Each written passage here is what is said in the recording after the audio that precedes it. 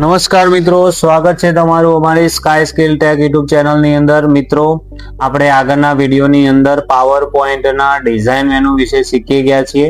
હવે આપણે પાવર પોઈન્ટની અંદર આગળના મેનુ વિશે જાણવા જઈ રહ્યા છીએ. એના પહેલા તમે જો ચેનલ ઉપર નવા હોય તો ચેનલને સબસ્ક્રાઇબ કરવાનું ભૂલશો નહીં અને લાઈક એન્ડ શેર પણ કરો. હવે મિત્રો, આપણે પાવર પોઈન્ટનો પ્રોગ્રામ ચાલુ કરીએ છીએ, જેની અંદરથી આપણે ટ્રાન્ઝિશન મેનુ વિશે શીખવાનું છે. તો ટ્રાન્ઝિશન મેનુની અંદર આપણે શું કરી શકીએ? હું અહીંયાથી એક પીપીટી ખોલી દઉં છું મારી જે બનાવેલી છે, અને હવે મારા જોડે આ રવિન્દ્રનાથ ટાગોરની પીપીટી ફાઇલ તૈયાર કરેલી પડી છે.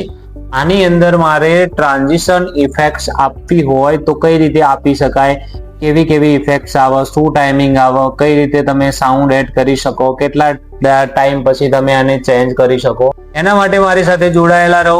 સૌથી પહેલા તો આપણી જે પીપીટી ની ફર્સ્ટ નંબરની સ્લાઇડ છે એના ઉપર મારે કોઈ પણ પ્રકારની એક ટ્રાન્ઝિશન ઇફેક્ટ આપવી હોય તો હું આમાંથી શું કરું, અહીંયાથી મેં આ પ્રકારની ટ્રાન્ઝિશન ઇફેક્ટ આપી દીધી.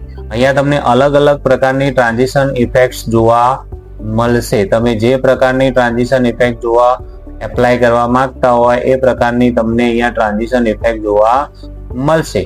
તો ચલો મિત્રો, હું અહીંયાથી આ પ્રકારમાંથી કોઈ પણ એક પ્રકાર અહીંયા ચલો હું આ રીતની એક ટ્રાન્ઝિશન ઇફેક્ટ એપ્લાય કરી દીધી. હવે ટ્રાન્ઝિશન ઇફેક્ટ તમે જ્યારે એપ્લાય કરશો સ્લાઇડની અંદર, એટલે આ એક જ સ્લાઇડની અંદર એપ્લાય થશે.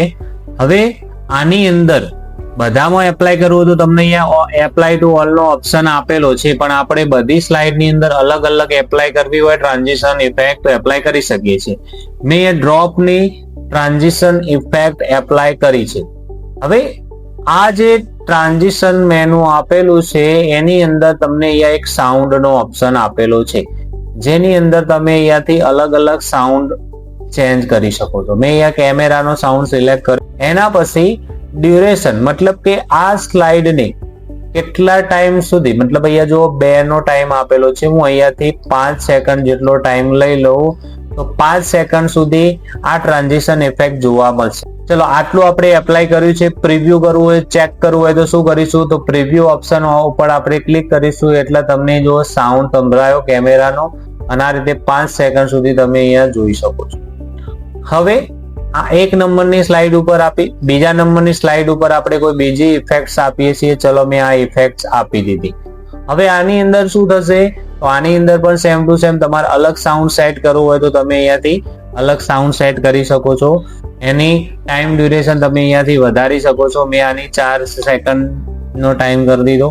હવે જે પણ તમે આમાંથી ટ્રાન્ઝિશન ઇફેક્ટ એપ્લાય કરશો એની બાજુમાં ઇફેક્ટના ઓપ્શન આપેલા છે. તો જો મિત્રો, અહીંયા circle, diamond, plus, in, out, તો આ પ્રકારના તમને અહીંયા અલગ અલગ ઇફેક્ટ જોવા મળશે. તો મેં અહીંયાથી ઇફેક્ટ આપી દીધી છે. હવે તમારે એની અંદર પ્રિવ્યુ ની અંદર જઈને જોવું હોય તો તમે પ્રિવ્યુ ની અંદર જોઈ શકો છો. ત્રીજા નંબરની સ્લાઇડ ઉપર આપણે જો ઇફેક્ટ્સ કોઈ આપવી હોય તો આપણે શું કરીશું, તો ત્રીજા નંબરની સ્લાઇડ્સ ઉપર આપણે આમાંથી ટ્રાન્ઝિશન ઇફેક્ટ્સ આપણે આપી શકીએ છીએ. તો કોઈ પણ એક ઇફેક્ટ્સ આપણે આમાંથી મેં પસંદ કરી લીધી. પસંદ કર્યા પછી આપણે શું કરવું છે, એની ઇફેક્ટ્સ તમને અહીંયા ઘણી બધી જોવા મળે છે. તો આમાંથી તમે લેફ્ટ, રાઈટ, ટોપ, બોટમ કોઈ પણ એક ઇફેક્ટ ચેન્જ કરી શકો છો. દરેકનું જો ટાઈમિંગ આપણે સેટ કરવો તો અહીંયાથી તમે ટાઈમિંગ પણ વધારી ઘટાડી શકો છો. સાઉન્ડ ને તમે અહીંયાથી ચેન્જ કરી શકો છો.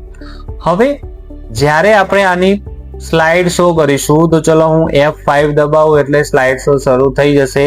ફર્સ્ટ નંબરની સ્લાઇડ જો આ રીતે તમને જોવા મળશે. તો એના પછી આપણે અહીંયા સ્લાઇડ ની અંદર આ રીતની ઇફેક્ટ જોવા મળશે. હવે જ્યારે મારે બીજી સ્લાઇડ ચેન્જ કરવી હોય તો જ્યારે પણ મારે સ્લાઇડ ચેન્જ કરવી હોય તો માઉસ માંથી ક્લિક કરવી પડશે, અથવા તો કીબોર્ડ માંથી આપણે એન્ટર કે કોઈ પણ કી પ્રેસ કરીશું ત્યારે બીજા નંબરની સ્લાઇડ બદલાશે.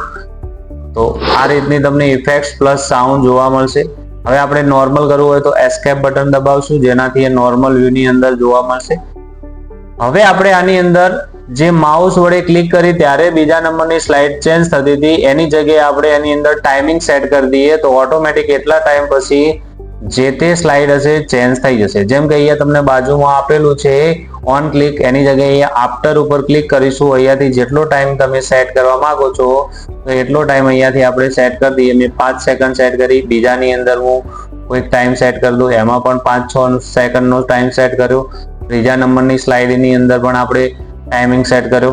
હવે જ્યારે આપણે સ્લાઇડ શો કરીએ ફંક્શન કી F5 થી સ્લાઇડ શો શરૂ કરીશું એટલે એ પ્રમાણે સ્લાઇડ જોવા મળે છે. એની જે ડ્યુરેશન ટાઈમ છે એટલા ટાઈમ પછી બીજી જે સ્લાઇડ હશે ઓટોમેટિક એટલો ટાઈમ 5 સેકન્ડના ટાઈમ પછી ચેન્જ થઈ જશે. તો હું અહીંયાથી કોઈ પણ પ્રકારની ક્લિક કરી નથી, એની રીતે 5, 6, 7 જે ટાઈમ આપણે સેટ કરીશું એ પ્રમાણે સ્લાઇડ બીજી બદલાઈ જશે મિત્રો. હવે આપણે આને નોર્મલ કરી દઈએ છીએ. તો ટ્રાન્ઝિશન મેનુની અંદર અલગ અલગ સ્લાઇડને આપણે ટ્રાન્ઝિશન ઇફેક્ટ કઈ રીતે આપવી, ઇફેક્ટ આપ્યા પછી અહીંયાથી તમે બીજા વેરિયન્ટ પણ જોઈ શકો છો કે કઈ બાજુથી એની ઇફેક્ટ્સ તમે ચેન્જ કરી શકો છો. એના પછી એ સ્લાઇડને તમારે કેટલા ટાઈમ સુધી ડિલે રાખવી છે, મતલબ કેટલા ટાઈમ સુધી એને હોલ્ડ રાખવી છે એનો ટાઈમિંગ આપણે આપ્યો છે. એના પછી સાઉન્ડ્સ આપેલું છે. એના પછી તમારે માઉસથી ક્લિક ના કરવી હોય તો અહીંયાથી તમે ટાઈમ સેટ કર્યો હોય એ પ્રમાણે ઓટોમેટિક એ સ્લાઇડ જ્યારે પણ આપણે પ્રેઝન્ટેશન આપતા હોય તો એટલા ટાઈમ પછી ઓટોમેટિક બીજા નંબરની સ્લાઇડ ચેન્જ થઈ જશે. આશા રાખું છું કે તમને ટ્રાન્ઝિશન મેનુની અંદર ખ્યાલ આવી જ ગયો હશે, અને ખ્યાલ આવ્યો હોય તો ચેનલને સબસ્ક્રાઇબ કરવાનું ભૂલશો નહીં. લાઈક, શેર અને કમેન્ટ કરો જેથી તમે આવા કન્ટેન્ટ મળતા રહે. ઓકે મિત્રો, થેન્ક યુ, ધન્યવાદ.